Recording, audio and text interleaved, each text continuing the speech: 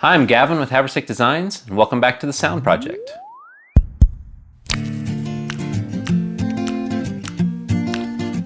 So today we have the pleasure of being with Rob Scallon. My Thank pleasure. you so much My pleasure, sir. for joining us for the podcast. So we got introduced by Sweetwater to work on a project, which we'll talk about. Which is also why this is my actual studio, how it is now, which is pretty much just an empty room with clutter. Yeah, we thought it'd be good to see the before. Yeah, and then once we have the big reveal, when it's all done, it'll be pretty amazing. Yeah, this is my studio now. And in the actual clothes I have in my studio. That's right. So I got my Crocs on, you know. We don't play around. Like, we don't make show for the camera. Yeah. But yeah, thanks for having us over. My pleasure. The kind of want to talk about, I know probably a lot of our audience knows who you are already, but maybe tell a little bit about your background and how you, like the long and winding road to get to what you're doing now. Yeah. Dang, there's a lot to go over. Maybe part of it is like I wasn't allowed to have the internet. Okay. And then once I got it, I just really went in hard. How long did you go before you had the internet? I remember everyone else had the internet until I was 15. And we got the internet when I was 15. And then immediately I was really, really into music and the bands that I was in, and I immediately saw a big opportunity. I'm also like a little shy, I guess. I never really wanted to be in the center of attention on stage. Yeah. I loved being the drummer in bands, but I saw a huge opportunity in the internet. I can find an audience here. And so, long story short, when I was 17, January of 2008, I decided I'm gonna make this my job. I'm doing everything I can to become an internet musician. And that was on YouTube in 2008. And so I was one of those people, not in the very first wave of YouTubers, but kind of shortly after that, that first wave of people who realize you can make a living making stuff on YouTube, and met a lot of my colleagues there. At that same time, I met Andrew Huang, and I met a lot of the people that would shape what being a YouTuber was. But at that time, we're going through a lot of stuff already. Yeah. But in 2008, it wasn't cool to be a YouTuber. Right. And it was. Yeah. Now my son, he's 9. He wants to be a YouTuber when he grows up. He sees his daddy on YouTube every once in a while, and so, and of course he thinks 3,000 subscribers is my dad is a rock star. Awesome. What's his name? Grayson. Hey, Grayson. Hey. Yeah, so he wants to be a YouTuber, and I think being a YouTuber seems to be the new a kid wants to be a fireman or a police officer or something like that. It's the newest thing. That's wild to me because again, when I started, it was not like that, and from other musicians that were around me, it was really frowned upon. It was like trying to build an audience online was considered lame or not real, not legitimate. And even almost no one at that time took it seriously. Even people that I met through YouTube, there was even a vibe where this is really cool, but this is gonna go away in a few years. Sure. But yeah, that's wild to me because in 2008. When I started, it almost felt like this secret, hey, you don't have to do the regular stuff. You can you can make a living making YouTube videos. Yeah. And that secret's out now. Yeah. Now it is. Yeah. Everybody kind of knows about that, but it's so when you started it, I know obviously to start anything, you have to have some level of confidence in that it's going to work, or you believe in yourself. Was it just sheer determination? You're I'm going to make this work, or did you think that man, I can really make this happen? I felt I knew it was possible. Mm-hmm. I didn't know. I knew that YouTube was going to be a big thing. I knew that it was possible. I wasn't always sure if I was going to be a part of it, but I was going to do everything in my power to try my best. Yeah. Kind of the attitude where if I don't make it to where I can be a professional YouTuber, at least I know that I tried as hard as I could have. Yeah. But yeah, I was pretty early on. I was really, really, really, really determined. Yeah. I would go home from school, and then I would spend at least a few hours every day at school, just on my computer, messaging like anyone that had a YouTube channel. Yeah. In 2008, 2009, got a message from me pretty much. Like Yeah. YouTube used to have a page where it would give its top 100 creators and subscribers. And back when I started, like no one had 1 million subscribers. Wow. And so there'd be all these people, and I would find all their emails and email all of them and say, I'll do music for you for free. Just shout out my channel at the end, and that's how I met a lot of like my YouTube like colleagues. Yeah. But yeah, I was very, very determined. And then there was also I felt like I was fighting against this in my like immediate music scene. There was a lot of stigma about being an internet musician, and it like wasn't considered cool. And I felt like I really needed to fight against that. Yeah. Maybe that was a part of it. Here's Wendy. Hey, Wendy. Yeah, she runs the place. I don't know. It's a lot. There's a ton of stuff that all happened at the same time that made me, when I posted Summer, January of 2008. Which was that your first video? Summer was my first video I posted as a solo artist. Okay. So that's when I was like going that route. And that was me, like, even to the song named Summer, I kind of felt like, in the summer I could spend all my time on music. Mm-hmm. And if I could have a job where I was a professional musician, it would be like summer all the time. Right. And that was like, that's why that song was named that. And that was also me saying and like committing, like I'm doing everything in my power to become a professional internet musician. Yeah. So how was that video received when it first got out there? I mean, did you get a lot of views right off the bat, or? No. So around that time, I had a bit of a following from other bands on MySpace, and it did get views. Early YouTube, there was a video response thing underneath the video, and anyone could make a video response to any video, which was a really cool part about early YouTube. It was a lot of like more like communal, but all the top videos on the site, you could go and see what was the most popular, like 10 videos, and so all those were just spam. Sure. And so I would have come home after school, and I would have this sheet of here are all the most popular videos on YouTube on that day. Here are the videos I want to promote, because you can only put it to a video response once. Right. And I would do this like, I remember for maybe like 6 months or something, I did this every day after school for like an hour and a half, 2 hours. Mm-hmm. And there would be like, I would put Summer on this video as a video response. It would be right under like the biggest video. And then I would put this video here and this video here. And then I would constantly refresh the pages. And because other people would do this and you would get bumped. Oh, sure. And so I would do that for like 2 hours to make sure that my videos were on the bottom of all the most popular videos on YouTube at the time. That's awesome. And it was a way to like cheese the system. But that's like the early days, like my early YouTube. Hopefully YouTube doesn't take away my channel. No, that was like where I got the majority of the viewership for it, was doing that. Like it wasn't that I made like a really amazing video. Like I did that, and I kind of justified it where I felt like my videos were pretty good. Yeah. So I kind of justified it that way. But early YouTube, I think that was at least right when Summer came out. Like that's where it got its viewership, was for me doing that. That's awesome. And I remember another kind of interesting story is like another kid was somewhere also doing that. And all of his thumbnails were like his face, like this, like in a yellow background. Yeah. And we would like compete, because I would put one on this video, and then like I would put Summer on like the top video on YouTube or whatever, and then I would refresh it right away, and there'd be his face. Yeah. And then I refresh it again, and it would be all his face, and he had bumped me off.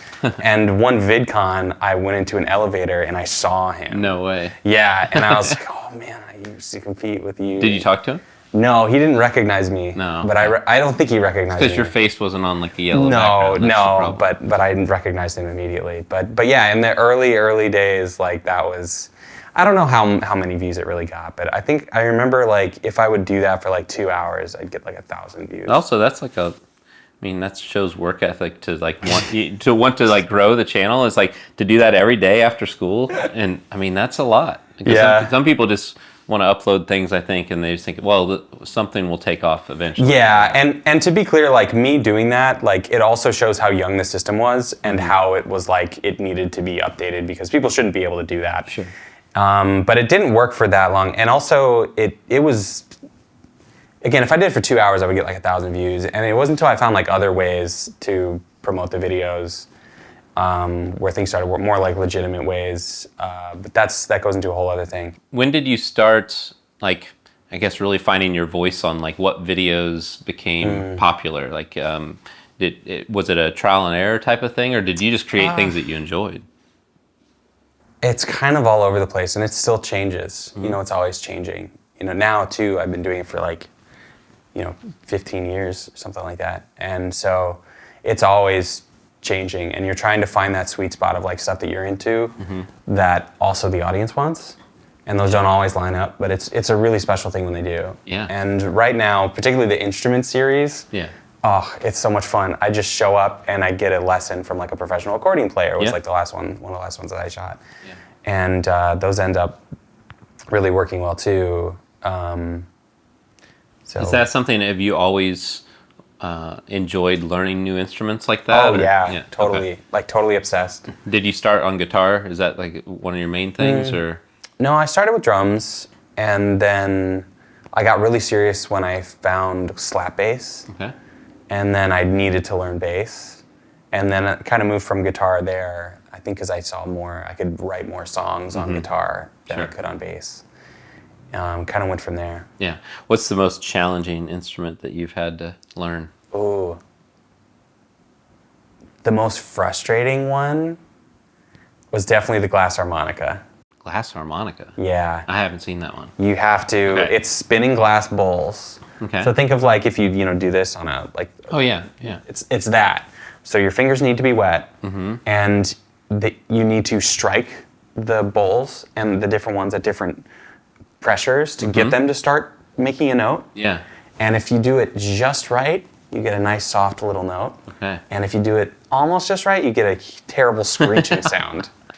And if you do it, 90% of the way there, you get nothing. So that one was, I'm sure after a long time of practice, you can make it sound beautiful, just like Dennis James does in the video. But that one was the most frustrating for me to learn because, again, if you messed up, it screeched at you. I don't know. There's a lot to it. But really, I've been doing like, at the few years before 2008, I was pretty dedicated to like growing my band's audience on MySpace. Yeah. And on YouTube a little bit.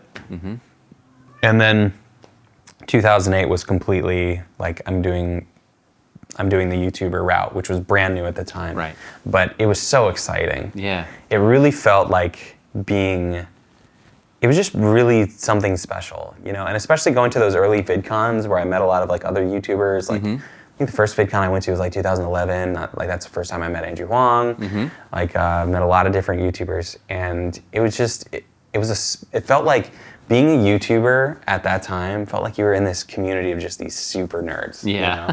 And we were just these super nerds who were so passionate about this thing. Yeah. And it was brand new, and we were all just kind of figuring it out. And there was like a few people that were professional YouTubers, but overwhelmingly people were just doing it because they were really passionate about whatever it was. And you got to meet these people that were like really into all these different things, and like being a YouTuber was enough to bring us all together. Yeah. Even though we all, like my friend Emily, like she does natural history, like she taxidermies wolves on her channel, and I make music, but like we can become really good friends because we're both YouTubers. Yeah. And that was such a unique, like nerdy internet thing. Does it still feel that way, or not at all? No, and not in like a bad way, but that early YouTube was just something that could only happen for so long. Yeah. Where like VidCon, which was put on by my friend Hank, like felt like a small community get together. Yeah. And that's, now that YouTube is what it is now, there isn't, that just doesn't really exist anymore. But it was a really, really special time. And we were all just like trying to figure it out. Right. Like a lot, like we would get together and like talk about how we film and like, how do you do collabs? How do you make money doing this? And then we just kind of, I don't know. It just felt like you were at, I don't know. You were with the people that were making this thing and like coming up with the standards. Like I went full time in big part. There was quite a few things, but I went full time in 2013, in June 2013. And a big reason why I did was that I was able to have a Patreon. Okay. And Patreon then was brand new. So my friend Jack had the idea where he made a music video he's a YouTube musician too.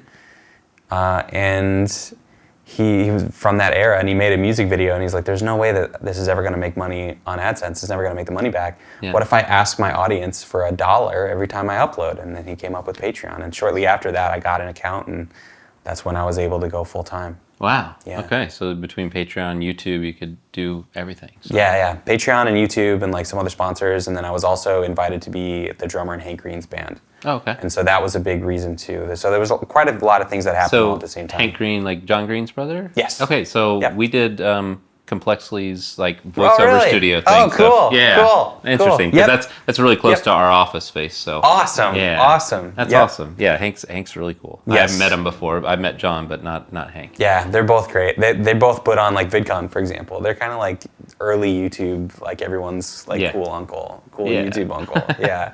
But yeah, I got invited to be in Hank's band too. So like we had an album coming out, we had a tour, and so that was another big reason why I went full time in 2013. That's awesome. Yeah.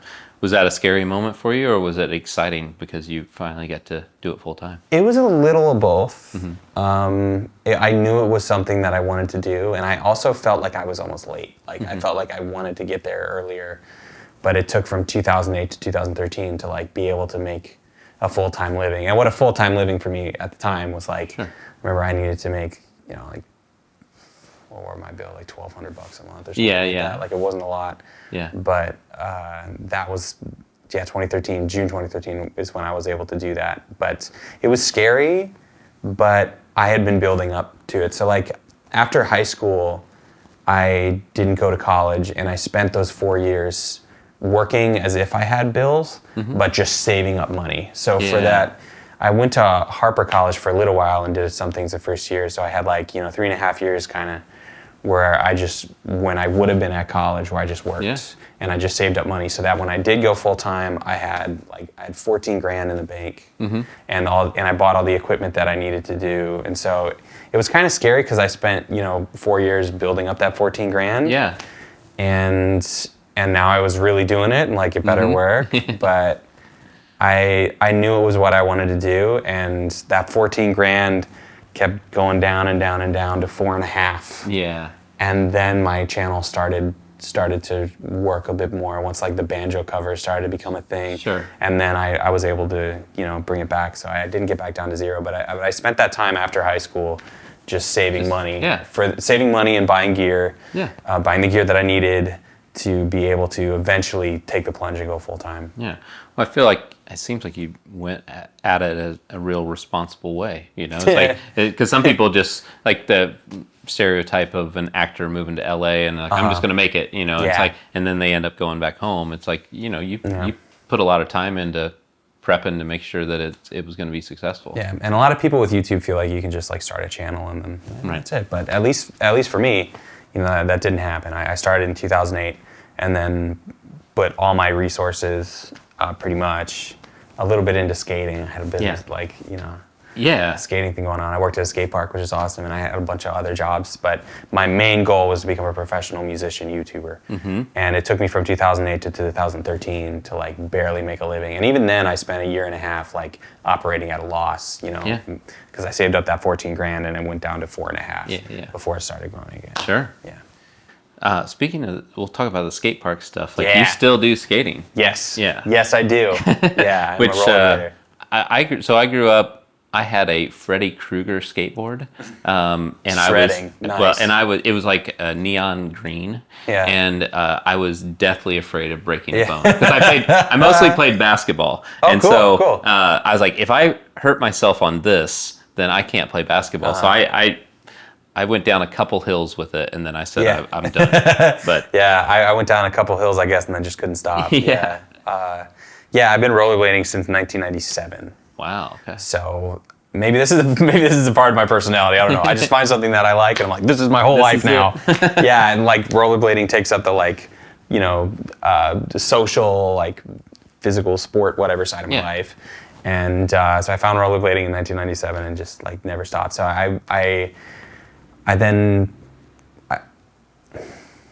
how do I put it? Anyway, I've just been, so that's like 25 years now, like a quarter Yeah. century of me rollerblading. And I spent like 6 years teaching it. Like my job was to teach it. I worked at a YMCA and mainly I was a lifeguard, but I would also do skate camp and teach. Most of my hours were like just being a lifeguard, but I could skate the whole time. Oh, that's cool. Yeah, You could skate yeah. at the pool. Yeah. Yeah. Like if you're a lifeguard at the pool, you can't swim. Yeah, Like, that's you got to be looking out. Like Yeah, I could look out from the top of the ramps and then like, practice and stuff.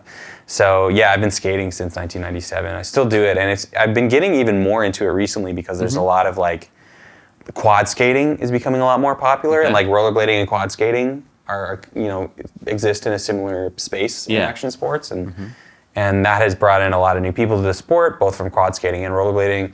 And there's a lot more sessions around like Chicago, like just about any day there's like some session happening somewhere with a group of people skating, and so like that's been awesome. Yeah, skating is like my world outside of music. Is how I put it. Yeah. Do you ever have seen a world that you would have wanted to do that professionally instead of?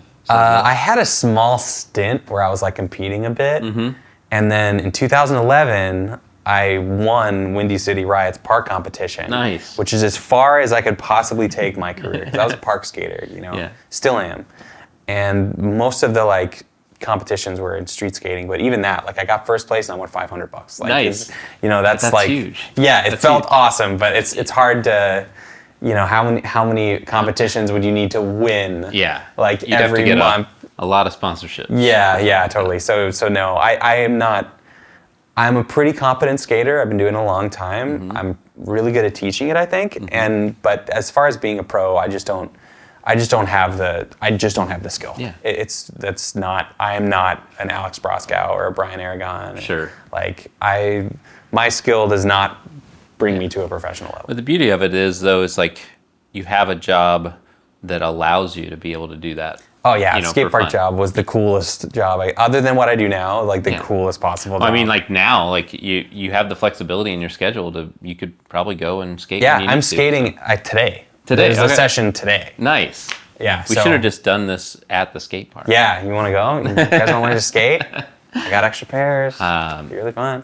I'll break a bone. Yeah, okay. I will break a bone for sure. So that's happening like today. Like that's kind of my world outside of. Yeah. It's really nice too to have. Not that I love my job, but it's nice to have something that's completely like doesn't have anything to do like with money or paying my bills or like something that I imagine you feel too. Like now I have a team of people that helps me, and like a big stressor is like I need to make money to make sure that I can pay my team. Same.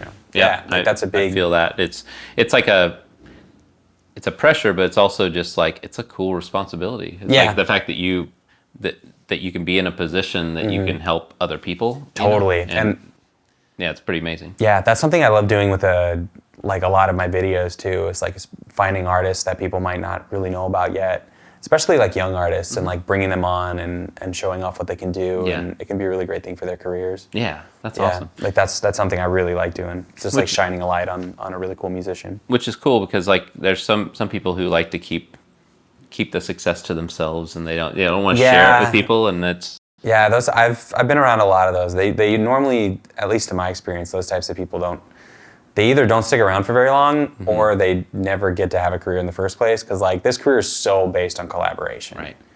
Like if you're not willing to collaborate and help other people, then you're probably not going to happen for you. Makes sense.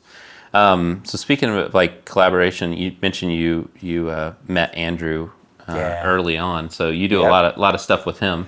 Yep. We met when we had like 2,000 subscribers. Wow, yeah, that's crazy. And just weirdly, kind of recently, we both passed 2 million subscribers on the same day. Same day? Yeah, no same way. day. That's wild. Yeah, we've been working together for a really, really long time. Like he was a professional internet musician even years before me. Well, quite a lot before me actually. Like he started his career auctioning off his songwriting talents on eBay. No way. Yeah, and then he had a website called Songs to Wear Pants To, where you could pay him like $300 or whatever to get a reggae song about your dog or whatever. Okay, yeah. So his job was just to make commission songs for people, and this was even before like Twitter or like 2004. Yeah. Before YouTube. YouTube started in 2005. Yeah. So I was always I was before I met him, I was really, really excited to hopefully work with Andrew. And he seemed like such a big deal at the time, and he still is a big deal. Yeah, yeah. Like he's always been a big deal for me. But looking back, it's like he had 2,000 subscribers, but found a way to make a living as an internet musician. Wow, it was so cool. That is cool. So I see a lot of videos you do with him. Does he have a studio that's close to here, or no? He's in Toronto, unfortunately. Oh, okay. I wish that I lived near him. Like Gotcha. with him, his team, his family. Like I love them all, and I wish I got to see them more. Yeah. But no, they're in Toronto. Gotcha. Yeah. Gotcha. So I want to talk a little bit about the 1st of October series. My favorite project. Yeah. Yeah. Yeah. So how did that start? Ooh, that one started like Andrew was here. We actually, the first of October, we shot a video the day before. Okay. We shot a video here the day before for something else. Okay. And when he was here, I had the idea and I thought that it was going to be a disaster. Like we would go in and we would just make the worst album ever.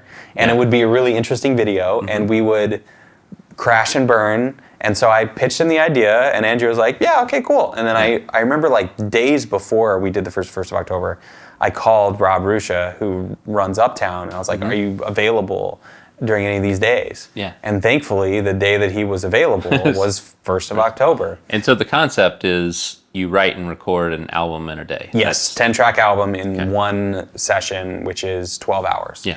And it has a lunch in there, so. Okay. And we've done that now like 6 times, I think. Wow. But the first time I went in and I told Rob we were doing an album, but I didn't tell him that we were going to write it. And I thought that would be fun. Yeah. And I was expecting it to be a total disaster. But then it was actually like, we did it. We actually did it. And then later, like right before the first video came out, we needed a band name. And Andrew came up with, let's make it the 1st of October. And then I like had this epiphany moment, like, what if we did it every year? Every year, yeah.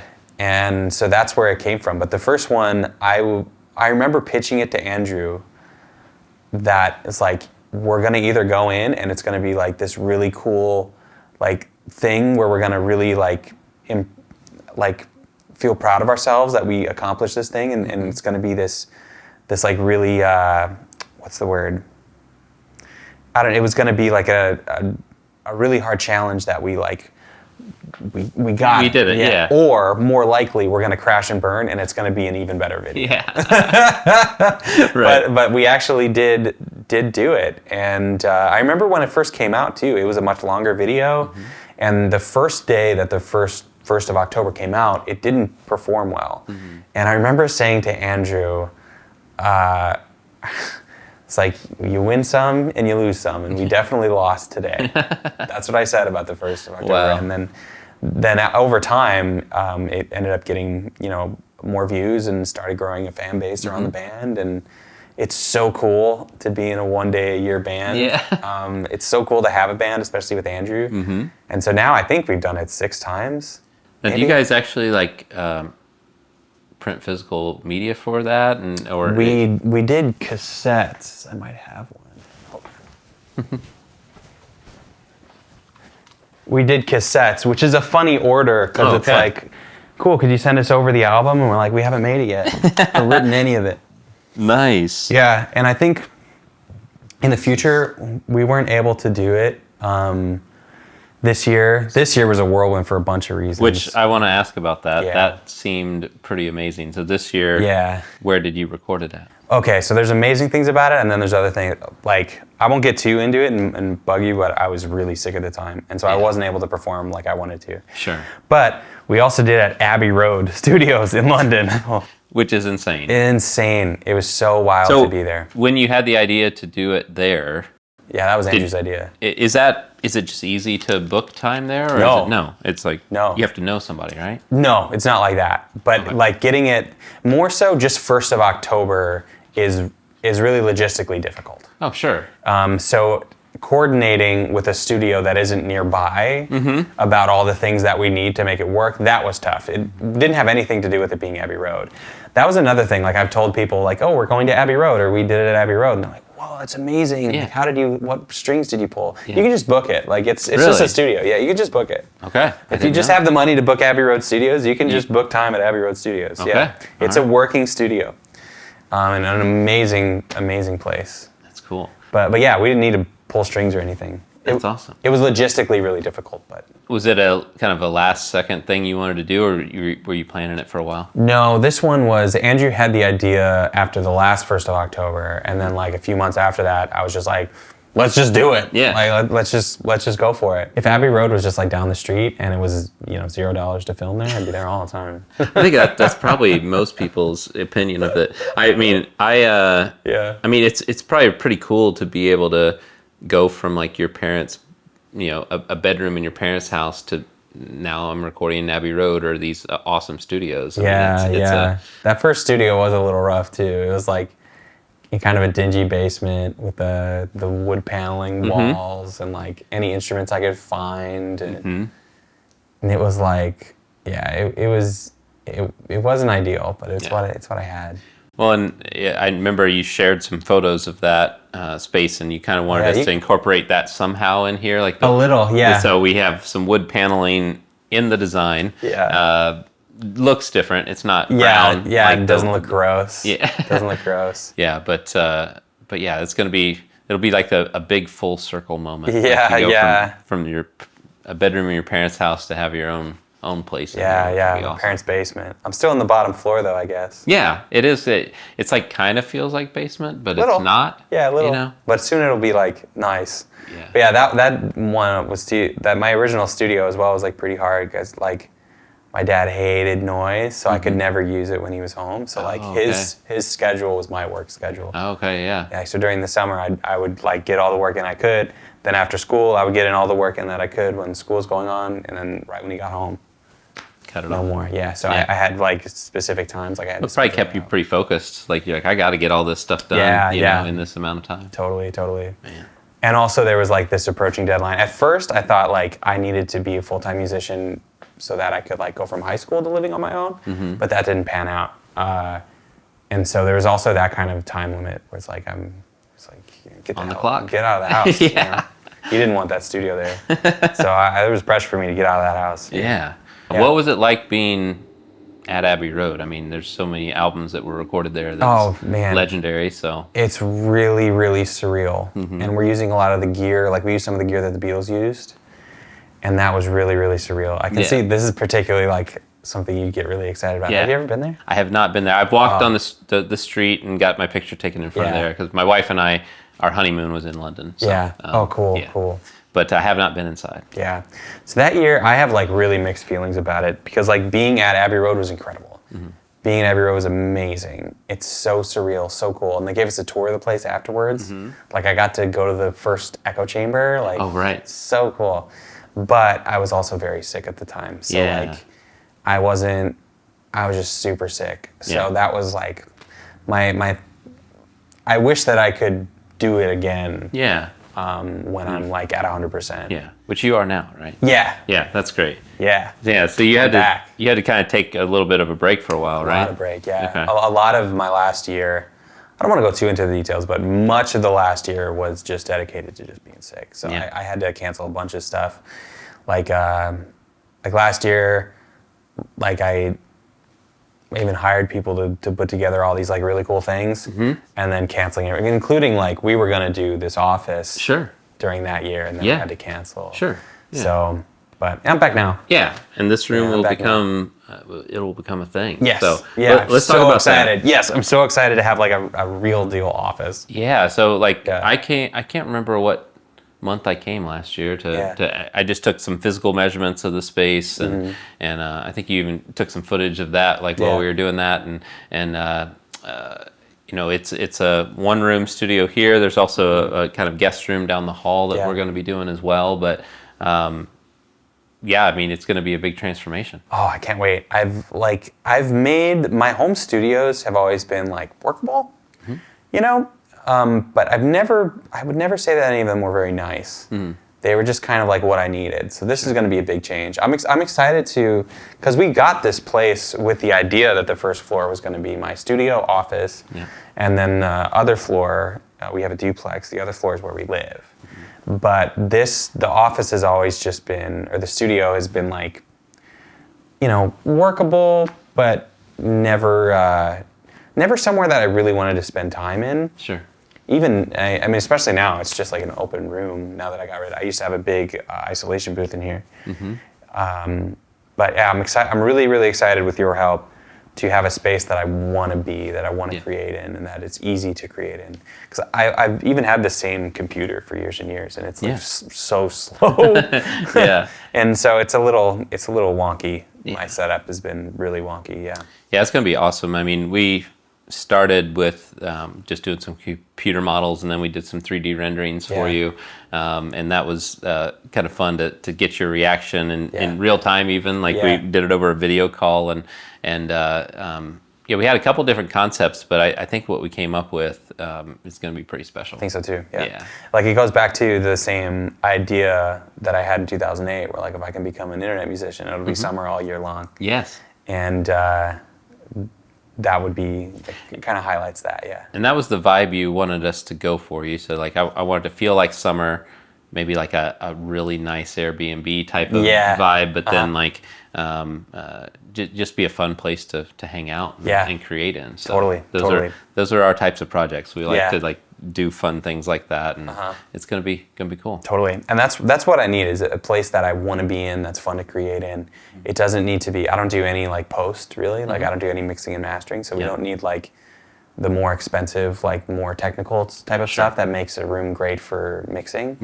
Like I don't need any of that. I just need an interest. I just need a place I want to hang out in and make music. No, I can't wait to see it all come together. Me too. It's gonna be really fun. Yeah, especially now. You know, it's all I have is this treadmill desk. Yeah, and I think the treadmill desk, we're still gonna keep it in there. But, I swear by the treadmill desk. It seems like a gimmick, but I've had it for like 4 years, and now like most of the time I spend on the computer, I'm also walking. So like if I need to spend 4 hours on the computer getting to emails or whatever it is that I need to do, like if I'm on there for 4 hours, I also walked 8 miles. You know, it's like I really highly recommend a treadmill desk. We just moved into a new office, and so I need to get one I recommend for that reason, because I don't know how good it would be for AutoCAD and such, but emails, get on treadmill for email. Totally. It took me maybe a day to get used to it. You know, it was kind of like hard to type and walk at the same time, but like after a day, I was maybe back up to like 80%. I was comfortable, and I was maybe like 80% of the speed that I normally was. And now there's no difference to how fast or whatever I can do, and I prefer like walking more than just sitting down most of the time. That makes sense. That's awesome. So I wanted to talk about, obviously there's a lot of different aspects of what you do. You create videos, but then also we have over my shoulder here this Schecter guitar. How did you get hooked up with Schecter? So Schecter, I kind of went to Schecter and then came back. So my first 8-string guitar, someone told me online to get a Schecter. Get a Schecter Omen specifically, because it was $400, and I got it as like I'm gonna make some videos with this, and then maybe I'll sell it. Like, you know, 8-string guitars, I felt like were just kind of a gimmick, and then I got it, and I fell in love with 8-string guitars. I wrote Anchor like immediately. Like I wrote most of it like on the first day that I got it. And so the anchors are still on the guitars and stuff. And I have a 7 and 8-string version of it as well. And left-handed versions. Nice. I'm very proud of them. That's awesome. But anyway, so I got my first Schecter, and then Schecter heard about it somehow, and then reached out to me, and then we're like, "What? Any other guitars you would want?" And I was like, "I'd love a 9-string. Like, I need a good bass." And so they got me a awesome Stiletto 5 bass and the 9-string, which I made a bunch of videos with too. And also in my first like 12 emails with Schecter, all the correspondence was in all caps. Like whoever was the artist rep at the time, all caps. I think that's screaming actually every email. That's kind of how they were. I remember back in the day, because when I was at I used to work for Orlex Acoustics, and our booth at NAMM used to be always directly across from Schecter. And they had a Jägermeister machine that they would start at 9 in the morning when the show opened. So I think all caps kind of make sense. Totally. I remember going there. They had a sponsorship at Cold Cock Whiskey, and it was just like the Schecter booth was just wild. So how much are you involved with like design of the space or of the guitars? The 100%. So so after that, well, eventually I guess long story short, I was with Schecter for a little while. They would give me stuff, and I had this idea of like, I want to make a signature 8-string. I want to make an 8-string that's not just for metal.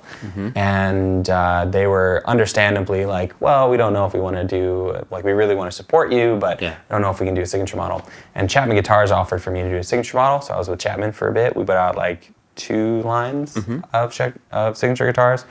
And then that wasn't a good fit for a lot of reasons.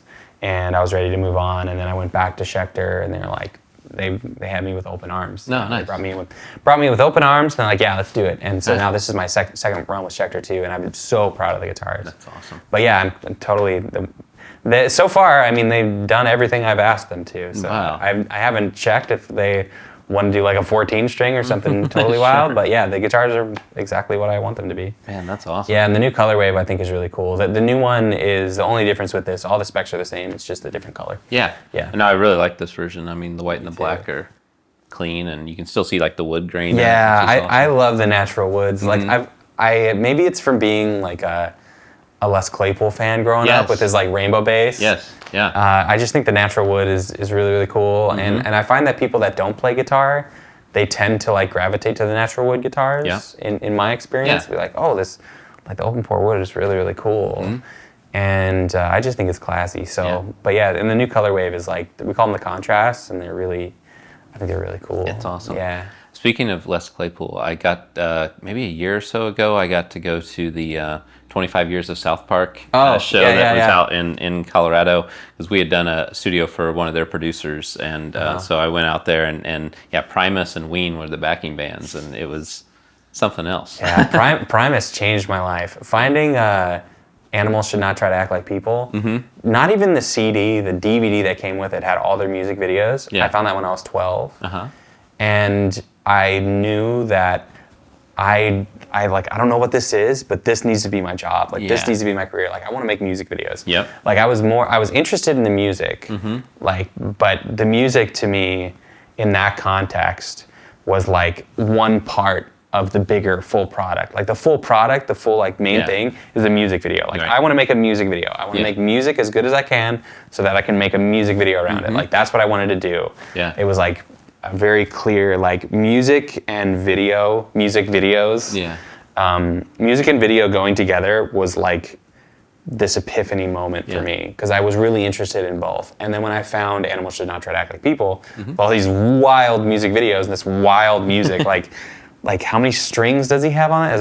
It's a fretless bass. The drummer is using 2 kick pedals. How is the guitar player making the guitar sound like that? I don't understand any of this. I need to learn all of it. I need to understand all of it.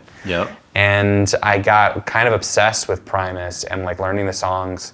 But the new like goal of my life was to make music videos. And so when YouTube came along, it was kind of like an obvious, this is it. This is my way to make music videos. Did it take a long time to ramp up on, like, I guess your video quality probably has changed over the years, but like, was it a big steep curve to start? Or? Oh man, yeah, making videos is hard. Aren't I right?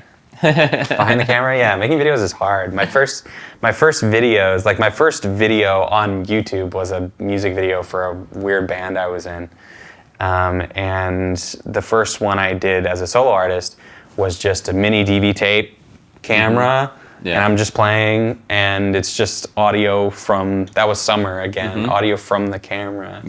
Sounds terrible, my guitar isn't even really in tune. Like, that was my first like music videos. That was also a really interesting time on YouTube where like I was recording, like people were recording on tape, like mini DV tape, and then uploading it to YouTube. Oh wow! What a wild era. But that was my first videos, because I was just making them, on my own. Now you probably have a team of some people that can help you with that, which is really, really odd. Like Jake shoots and edits all my videos. Me and him are both full time with the channel, so yeah, Jake is amazing. It's probably a little freeing too, because you don't have to worry about the technical aspects. Oh, exactly. I know myself, Luke from More Than Media does all the videos, and I just get to sit here and have fun conversations. So I get to do it with the instrument videos. Like I get to have a lesson on camera, and then next time I see the video, it's done. Pretty much, But I have a really, really great team. But Jake is at the center of it, where he'll like book the shoots and handles all video stuff and shoots and edits everything. And Jake is amazing. That's awesome. He just made a movie, by the way. Shout out. Oh yeah. So Haunt Season. He was talking about when I was here last. It's not out yet, but okay. Yeah. So we can't actually promote. You can't see it. But when it does come out, we'll put the link in the description. Nice. Yeah, it's a horror movie, and I die in it right away. Nice. Like he talked to me about it. He's like, I need some time to make this movie. Like, is there something we can work out? And I was like, okay. So if we're taking some time away from the channel, like, I just want to die in a horror movie. Yes. He was already planning on having me in it, and nice. So that was like a funny like agreement we went on. Like, that's awesome. Like, cool. Like, I just want to die in it. I just want to die in a horror movie. I can't wait to see it. So because we can't give away how you die. So, it's right away. Yeah. But anyway, yes, I do have a team now. It's really nice. This is really really nice. Because the video side, like, there's been a few musician YouTubers that have expressed to me, like, I want to be a musician and I work my ass off to be a good musician. Yeah. And the route to do that is on YouTube, and now I landed a full-time job as a video editor, like, I don't want to edit video. Right. So I'm in a fortunate position, and I say to other like video creators, like, the second you can hire an editor. Do it. Yeah. Yeah. So yeah, I'm in that really fortunate position now too, where Jake handles. He's the head of production. Yeah. He handles the bulk of all video. Yeah, he's a good guy. He was here when I was here last. Jake rules. Yeah. He's another like old school YouTuber too that I met in those early days. Nice. So one other thing I wanted to talk to you about was the video game. Yeah. So all these things, I keep thinking about how, as a kid, you came home from school and you're doing this thing, and like, you probably never dreamed that you'd have your own guitar line, or that you'd have your own video game. I mean, that's wild. Yeah. I wouldn't even say it's my video game. Like, I am the main character. Yeah. And it was my friend Jeff who shot a bunch of my videos. Mm-hmm. We worked together on a ton of projects. And he's behind the camera on a ton. He's the guy in Jazz, if you've seen Jazz, that breaks the bottle on his head right at the beginning. Yeah, that's Jeff. Okay. He happens to be a video game developer, and I expressed interest in doing like a Flash game, and he was coming to me with this idea of basically like, it's a guitar RPG. Mm-hmm. It's an RPG, but instead of collecting swords and shields, you collect like instruments and pedals and gear.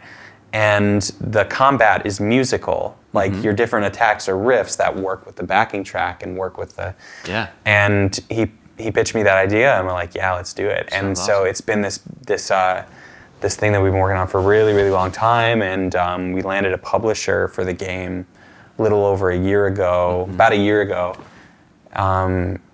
Playdigious, who wanted to fund the project. So it's coming out later this year, and it's awesome. Yeah, I can't wait to see that. It's really, really cool. Now, what platforms is it going to be on? It's first just going to be PC on Steam, and then if it does well, then it will be ported to other systems. Mm-hmm. Like, I would love to have it on Switch. I'd love to be able to play it on a plane. Yes. And I'm not like as hardcore. Like, I don't play games on Steam. Like, I play games pretty much on Switch and PlayStation. Yeah. But yeah, it's first going to come out on Steam. And then hopefully we'll get to port it later if it does well. But at this point in the project, like, it's been such a huge... My cat's up to something. It's been such a huge journey, such a wild journey, with so much hard work, and like a lot of taking, big risks in this thing that we believed in. Yeah. And at this point, my cat's ruining. That's why we're getting a new door in the new studio. Anything that's wood, it will be destroyed. Yeah, it's okay. Yeah, it's just been a really, really long journey, and at this point in it, who knows how well it will do. Yeah. I think it has the potential to reach a big audience, but I feel like it will. I mean, people are wanting to collect gear anyway. Yeah, and now totally. They can do it without actually spending money. Yeah, and when now a new like guitar pedal that you add to your signal chain boosts your attack because it's gain. Like, it's so fun. That's awesome. And the characters are so fun, and the enemies are so fun. Everything is musical. At this point in the process, like, it's been such a wild journey. I think it has a lot of potential. I think people are going to really love it. But what I'm certain about now is that it's going to be an awesome game. Yeah. And that's all that matters. I mean, it's like, I think but once you create something like that you're proud of, I mean, obviously you want a bunch of people to play it, and I think they will. I hope so too. I think that's. I have high hopes, but even now in the States, treatment in the game, or like does that like soften the blow? There is an isolation booth in the game that you can go into, and it just does everything, but it's not like a game mechanic. It's just somewhere you can go. I like it. Yeah. There's like the main way you build up like your character is by learning new riffs, and you get different instruments, and you build out your pedal board. Yeah. But it all changes things in battle, and that's great. You're competing against like Xylomanders, or like it's just it's really fun. I can't wait to play it. It's really fun, and we've been working on it so long that the character is like a 24-year-old version of me. It's me when I was using the beanie. I was wearing the beanie all the time. And like, I'm a little skinnier, you know. Like that's how long we've been working on it. Yeah. That's cool. Well, I'm excited. Later this year, you said that, huh? Yep, it's gonna be out later this year. I'm gonna be at PAX East in later this month to promote it and show off the demo. Yeah, I have high hopes for it. I think it's the music in it is incredible. Jeff did an amazing job. Hey, Jeff. Yeah. Nice. So, and we got a bunch of on the music too. We have a bunch of other artists on it as well. I won't spoil it, but there's a lot of really awesome music in it from a lot of different people. Jeff being the main guy who made music for it. Yeah. That's great. Well, all these things that you're into. I mean, obviously you're a busy dude, and you've got a lot of stuff going on. Do you have? What are some things that you haven't done yet that you'd like to do? Ooh, that's a great question. I've always wanted to do a video where I jump out of a plane. I haven't done that yet. I've shot videos where other people have jumped out of a plane. Maybe it's like the 2nd of October. Yeah. After you jump out, you have to write the song on the way down. Before you hit the ground. Whoa. Wow, that's got to be a short song. Yeah, but it's okay. It'll be like Song 2 by Blur, like 2 minutes. Yeah, I've tried to get people to let me jump out of a plane with a guitar, and no one will let me do it. Oh, really? No one? Yeah, no one will let me. And it makes a lot of sense. I understand. But I think the next thing that I want to do is like this video game is the big one. Yeah. Like just making sure I do everything I can for the release of the video game to be as good as it can be. Yeah. But the other thing that I want to do is throughout this last year, last few years have been pretty turbulent. I have a new album of like singy songs, like songs that I sing, and it's a mix of like Midwest emo and metal and me singing. I want to put out a full length like serious album. Nice. And make music videos for it. That's the next thing that I haven't done that yet. Like I put out, in my earlier career, I put out like 4 or 5 singy albums, but I haven't put out an album where I sing on it in like almost 13 years now. So like I have a new album that's like 99% done right now of all singy songs that are like Midwest emo as hell, and are like super Midwest emo and super metal at the same time. And that's kind of the new thing I'm exploring. And that's awesome. I'm excited. That's the next thing that I want to do is put out that album and see how people like it. I love it. I don't know how people are going to feel about it, but putting out another album with the resources I have now, like a true singing album, that and making music videos for it. That's the next thing I want to do that I don't feel that I've done yet. Do you have any desire to tour with that as well? Not right now. Okay. Not right now, no. Especially for that album, touring would require so many people on stage to make those songs work, because it's basically like having a full Midwest emo band and a full metal band all playing at the same time. Oh wow! So that would be really hard to do. One night event. Yeah, maybe do the whole thing. It would be so cool to do that. Yeah. I imagine when I was writing the songs for the new album, what I imagined was if I was playing at the Metro, I want the balcony to be singing along, to be belting along. Yeah. These passionate songs, and I want the middle of it to be a mosh pit. Nice. That's what I want. I want both of those things happening at the same time. That was my my guiding thing with this new album is like if I was playing the Metro, there would be a mosh pit and people singing along and like tearfully singing along while there's a mosh pit going on. That's the route of that album. I've been to a lot of shows in the Metro and I've never seen that. So you need to make that happen. Yeah, that's what I want. That's what I want these songs to do.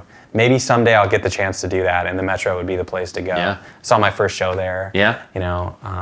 That was the thing. I used to come up to Chicago a lot to see shows when Indianapolis got skipped over all the time by the bands that I really liked. It was they'd end up with us. Sorry. So I would drive up here and then drive home the same night when I was young. Now it sounds horrible to do that. I definitely get a hotel now, but yeah, I mean Chicago's got great venues for. Oh yeah, love Chicago. Is the Double Door still around?